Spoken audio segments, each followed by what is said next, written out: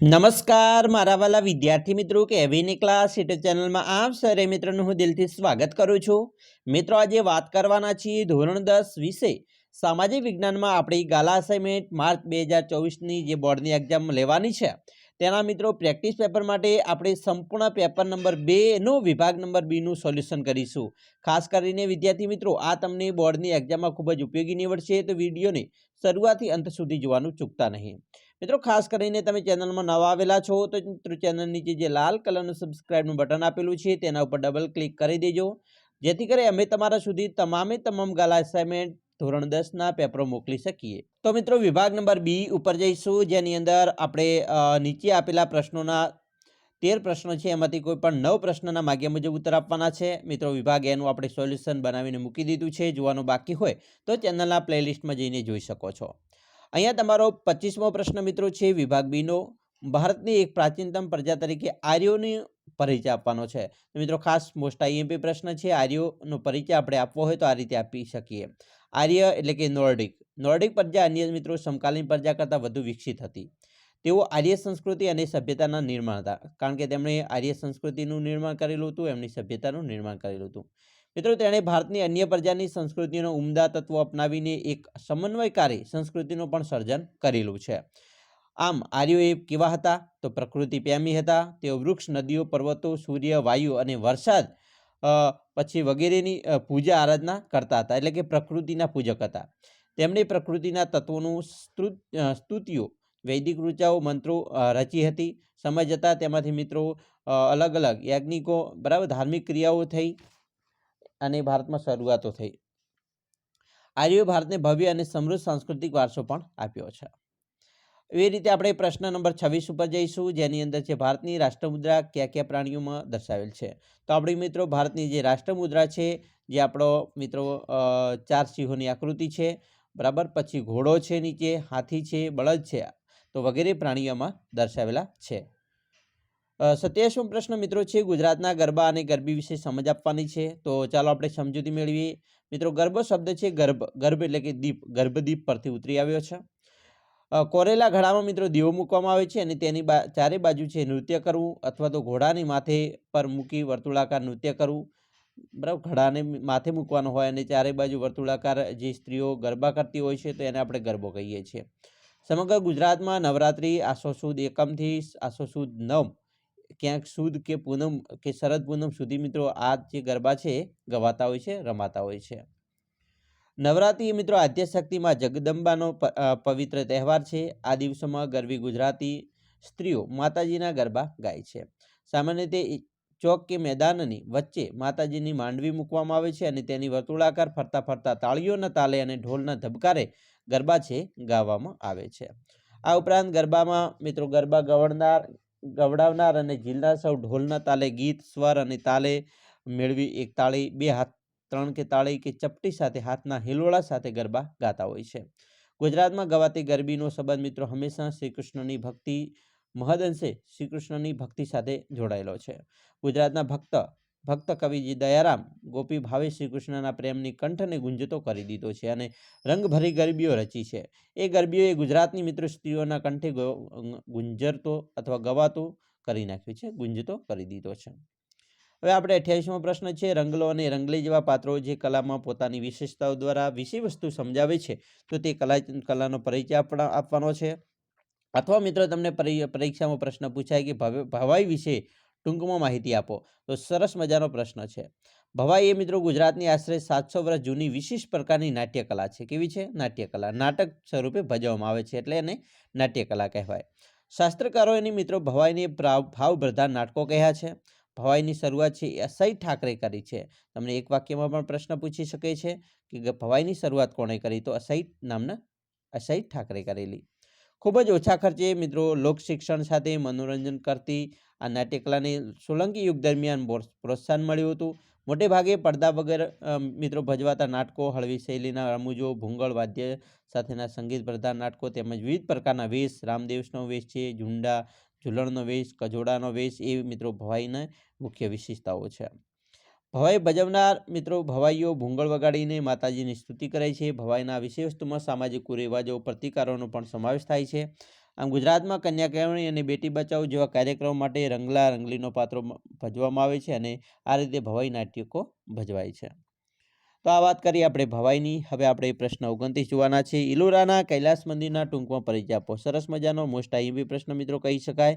ઇલોરાના કૈલાસ મંદિર વિશે પૂછી શકે છે. તો મિત્રો કૈલાસ મંદિર એ ઇલોરાની 16મી નંબરની ગુફા છે તેમાં આવેલું છે. કૈલાસ મંદિરનું નિર્માણ દક્ષિણ ભારતના રાષ્ટ્રકૂટ જે રાજાઓ છે એમણે કરાવ્યું હતું. એક મોટા ખડકમાંથી અદ્ભુત મંદિરને મિત્રો કંડારવામાં આવ્યું છે અને તે અનેક સુંદર શિલ્પો સુશોભિત છે. તેની લંબાઈ છે 50 મીટર છે, પહોળાઈ 33 મીટર અને ઊંચાઈ છે એ 30 મીટર છે. બરાબર મિત્રો. દરવાજા, ઝરૂખા અને સુંદર સ્તંભોની શ્રેણીઓથી સુશોભિત કૈલાસ મંદિરનું સૌંદર્ય અવર્ણનીય છે. કેટલાક કલા વિવેચકો કૈલાસ મંદિરને પથ્થરમાંથી કંડારેલું મહાકાવ્ય પણ કહે છે. બરાબર, ખાસ યાદ રાખવાનું છે. 30મો પ્રશ્ન છે. ઐતિહાસિક સ્મારકોનું સમારકામ કરતી વખતે ધ્યાનમાં રાખવાની બાબતો જણાવવાની છે. તો મિત્રો આપણે કઈ બાબતો ધ્યાનમાં રાખી શકીએ, ચાલો નીચે જોઈએ. કોઈ પણ મિત્રો ઇતિહાસ સ્મારકોનું સમારકામ કરતી વખતે મૂળ સ્વરૂપ તેમજ તેનો આકાર, કદ, સ્થિતિ, રંગ વગેરે જેમ હોય તેમ જળવાઈ રહેવા જોઈએ. ઐતિહાસિક સ્મારકોનું સમારકામ કરવા માટે કેન્દ્ર સરકારે કે રાજ્ય સરકારે નિષ્ણાતોની સલાહ લઈને જ વૈજ્ઞાનિક ઢબે મિત્રો આયોજન કરવું જોઈએ. તો આ વાત કરીએ આપણે. હવે જોઈશું અભયારણ્ય એટલે શું. ચાલો, અભયારણ્ય એટલે મિત્રો શું? જેમના માથે વિનામનું જોખમ હોય એવા અન્ય વન્યજીવોના સંરક્ષણ અને સંવર્ધન માટે સુરક્ષિત કરાયેલો વિસ્તાર હોય એને અભયારણ્ય કહેવાય. કોઈ એક વિશેષ પ્રજાતિના સંરક્ષણ માટે રાજ્ય સરકાર અભયારણ્યની સ્થાપના કરી શકે છે. તેમાં ચોક્કસ મર્યાદામાં માનવ પ્રવૃત્તિઓ કરી શકાય છે.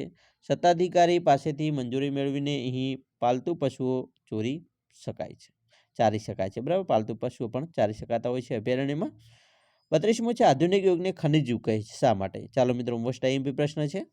માનવીની લગભગ બધી પ્રવૃત્તિઓ સાથે ખનિજોમાંથી મિત્રો બનાવેલા સાધનો સંકળાયેલા છે.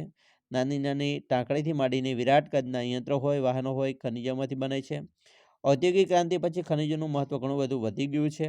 આજના તમામ વિકસિત રાષ્ટ્રો ખનિજોના વૈવિધ્ય અને સમૃદ્ધિ તથા તેના ઉપયોગ માટે આધુનિક અને તકનીકી વિકાસના કારણે સમૃદ્ધ થયા છે. તેથી આધુનિક યુગને ખનિજ યુગ પણ કહેવામાં આવે છે. 33મું છે. તાંબાના ગુણધર્મો અને તેનો ઉપયોગ. મિત્રો તાંબાના ગુણધર્મો જોઈએ. પેલું છે કે ભાઈ મિત્રો તાંબાને ટીપી તેને વિવિધ આકાર આપી શકાય. તે વિદ્યુતનું સુવાહક ધાતુ છે. તે મિશ્રણ થવાનો ગુણ છે. તેમાં મિશ્રણ થઈ શકે છે. બરાબર, કેમ કે સોનું આભૂષણ બનાવીએ તો તેમાં તાંબુનો ઉપયોગ થતો હોય છે. તાંબામાં કલાઈ ઉમેરવામાં આવે તો એને કાંસુ બને છે અને તેમાં જસત ઉમેરી દેવામાં આવે તો તેમાંથી પિત્તળ બને છે. બરાબર, ખાસ યાદ રાખવાનું છે. તાંબુ પ્લસ કલાઈ તો તાંબા પ્લસ કલાઈ તો કાંસુ અને તાંબુ પ્લસ જસત તો પિત્તળ. તાંબાનો ઉપયોગ જોઈશું. વીજળીના સાધનો તેમજ ટેલિફોનિક રેડિયો હોય, ટેલિવિઝન, રેફ્રિજરેટર હોય,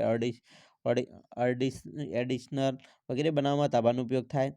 તાંબાનો ઉપયોગ વાસણો મિત્રો, સુશોભન સાધનો, સિક્કા, છાપકામ, બીબા, રંગીન કાચ, જંતુનાશક દવાઓ, સ્ફોટક પદાર્થો વગેરે બનાવવા માટે પણ થતો હોય છે. 34મું છે. ઉદ્યોગોનું શું મહત્વ છે, સમજૂતી આપો. મિત્રો ઉદ્યોગોનું ઘણું બધું મહત્વ છે. જેમ કે દરેક રાષ્ટ્રની પ્રગતિ ઉદ્યોગોના વિકાસ પર આધારિત છે. ઔદ્યોગિક વિકાસ વિના આર્થિક વિકાસ સાધી શકાતો નથી.